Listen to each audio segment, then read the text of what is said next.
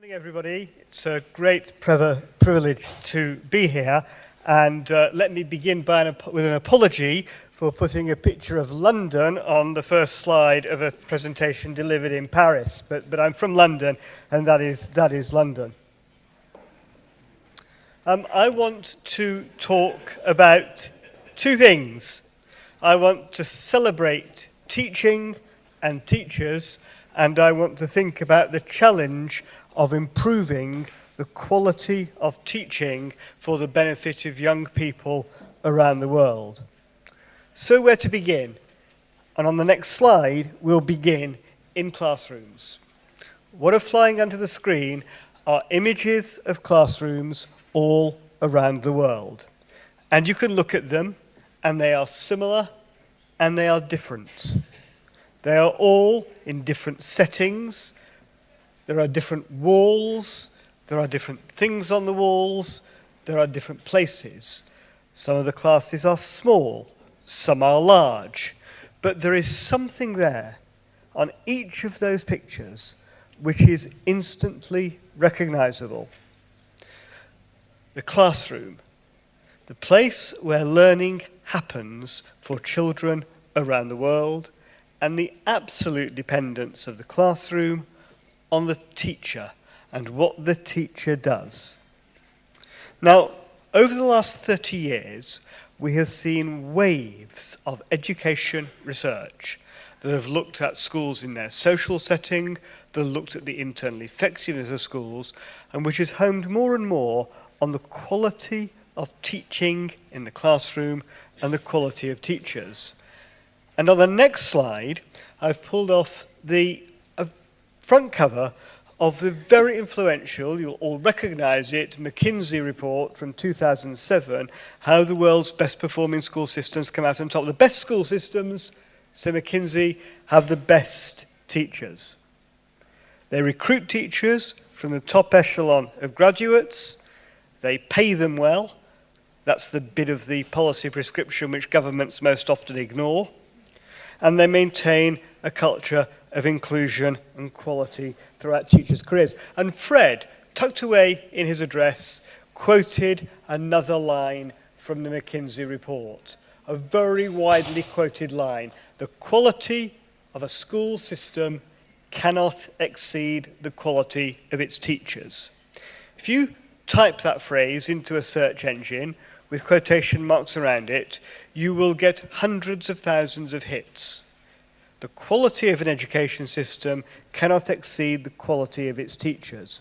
Widely quoted around the world, and wrong. And that's an odd thing to say. It's an odd thing to say. I thought there was something wrong with it.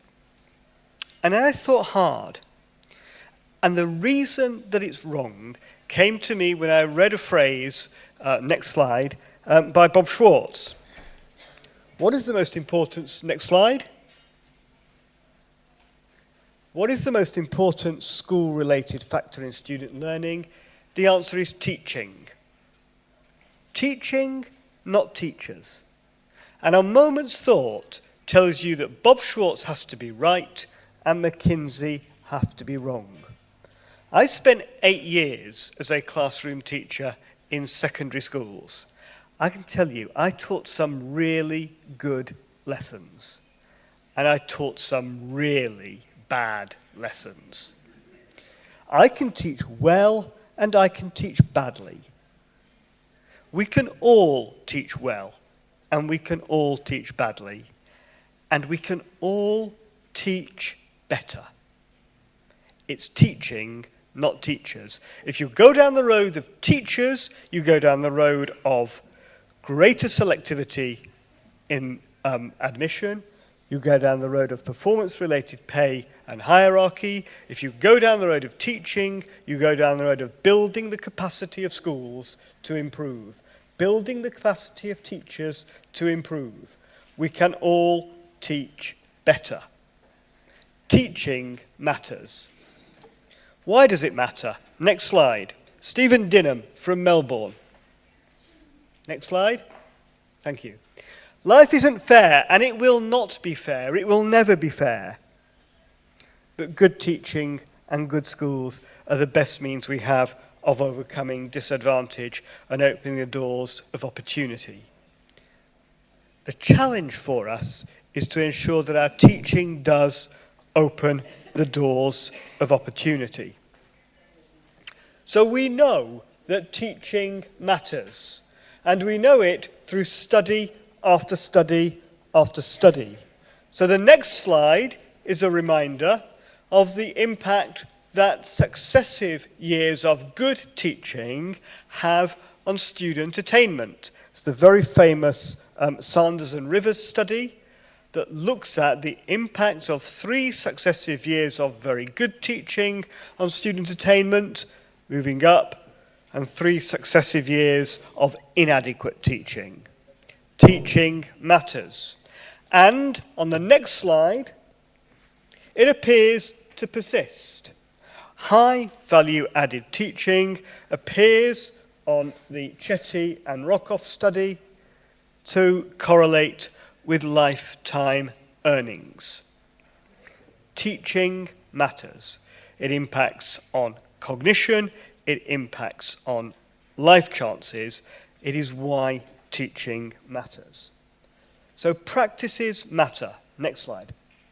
We know, and it's already been referred to, that teacher effects exceed school effects, and that no other in-school factor is as significant as the quality of teaching in improving the life chances and attainment of young people.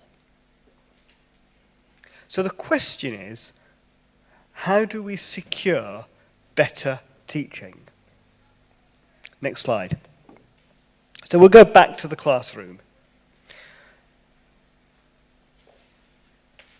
We've heard already this morning that we face a global crisis in learning. A global crisis around the quality, number, and supply of teachers.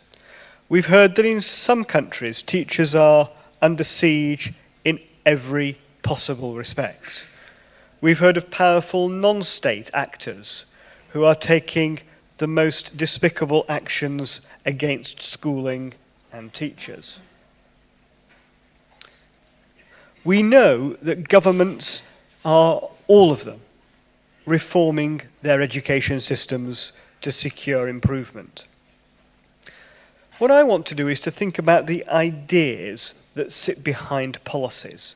I want to think about how we create the conditions in which great teaching happens. So I'm going to talk about ideas, not policies. It is for others to populate these ideas with policies. And I should say that in the context of a global crisis in learning, you can be an optimist or you can be a pessimist. I'm an optimist. I believe in teachers, I believe in teaching, I believe that great things are possible. And I think there are 6 things that we need to do to create the conditions for great teaching. And I want to illustrate those 6 very quickly, and I'll draw on a range of data and UNESCO evidence to do so. So here's the first. Go to the next slide. Okay. Great teaching needs a sense of purpose. All organisations, schools, education systems are essentially collections of individuals with their own values and their own goals. The role of governments and the role of school principals is to try to create the maximum alignment for those values and goals so that everybody pulls in the same direction. That requires a clear, inspiring vision, next slide, that teachers buy into, and probably it requires a process that involves teachers in shaping the vision in the first place. It is demotivating in the extreme to be asked to work towards goals you don't believe in. It's demotivating in the extreme to be given tasks that you don't understand. In fact, it doesn't work at all. So the question is, wherever we work, doing enough to forge a sense of common purpose, a belief that teaching matters, that teaching shapes the lives of children, that it reduces, in this slide, child death. It creates life chances for children that they would not otherwise have. It will not make life fair. Teaching on its own will not make a fair society, but it will give us the opportunity for more to succeed. So the first thing, purpose. Secondly, recognition. It's key. It's not just financial reward. Finance matters. Being decently paid matters. Pay is important. But actually, we can never pay teachers enough for the benefits that really great teaching delivers. Recognition means something more. What matters is often simply that their work is recognized, acknowledged, appreciated, not taken for granted. Next slide. It's why qualifications matter. Teachers need to know that the skills needed to teach are recognized. It's why the public presentation of teaching matters. It's why where there is a gap between the number of qualified teachers and the number of teachers, it is bad for teaching. There needs to be a culture where excellence is acknowledged on an individual basis and celebrated publicly, not to create divisions, but to identify where we have role models, to have exemplars for others to follow. But it's also important to have a culture where teachers and teaching are recognized. So there are my first two, purpose and recognition. My next one is challenge, and there's a goldfish facing an enormous challenge. Talented people thrive on high demand. Great teachers expect standards to be high around them. They're demanding of themselves and of others, rightly so. Great teaching needs challenges. The challenge is two-way. You push me, I'll push you back, we'll do a better job. We need mechanisms that actively seek out opinions and ideas that lead to improvement. We should do all we can to sustain a culture where rigor, high quality, and doing things properly pervades. Next slide. Great teaching needs tough challenges. And the challenge of ensuring literacy around the world is a tough challenge. Teaching is challenging, and teachers need challenges. And next slide. That's a slide. I forgot to put that one in, sorry. That's another great challenge. The territory size on that map is proportional to the distribution of male over female enrolment in primary education. The bigger the gap, the lower the participation of girls. A challenge. Purpose, recognition, challenge. My first three building blocks. Fourth. Next slide. And teachers need autonomy. They need the ability to do things differently, to stand out. Autonomy is something teachers crave. I know what I'm doing. Let me get on with it and let me improve. Don't tell me what to do because I've already got enough ideas of my own. It's the great joy of teaching, the freedom to experiment, to close the classroom door, to perform, to follow your whims, to be yourself, to be accountable, but to use your judgment too. Anything that restricts, inhibits, deflects, blocks, restrains autonomy for no reason other than a perceived need for conformity will frustrate great teaching. Next slide. Teachers need to be able to respond to individual children's learning. Next slide. The next slide. We need to attract the best into teaching by giving them the freedom to teach well. Click again. Which means that we need to improve teacher education so that all are able to teach well. Next slide. To ensure that teachers are deployed best where they're most needed. Around the world, the best teaching takes place in the wrong schools. We are not putting great teachers into the places where they're best needed. We need to put them into the right places and retain the teachers we want through the right schemes. Next slide. And my next idea, teachers need the scope for growth. Great teachers are learners. They want to move forward. Usually they've mastered the basic skills in teaching and they're looking to refine their practice, to explore innovations of various forms. They want the space and the time to grow professionally. And this in a context where levels of expertise will vary. Tailoring growth opportunities is tough, but it pays dividends. Next slide. We need teachers to grow. We need teachers to feel that they can grow because we're going to keep needing more of them. We need to offer teachers a vision of teaching as a profession in which they can grow.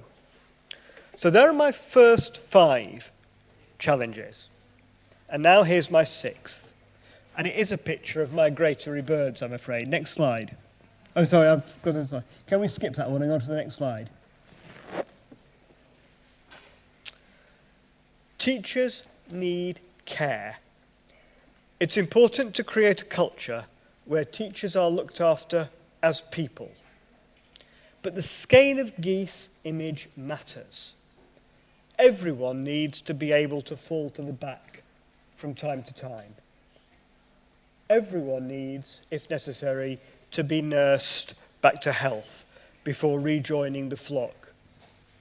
High-performing teachers are not immune to stress, to health risks, to personal setbacks.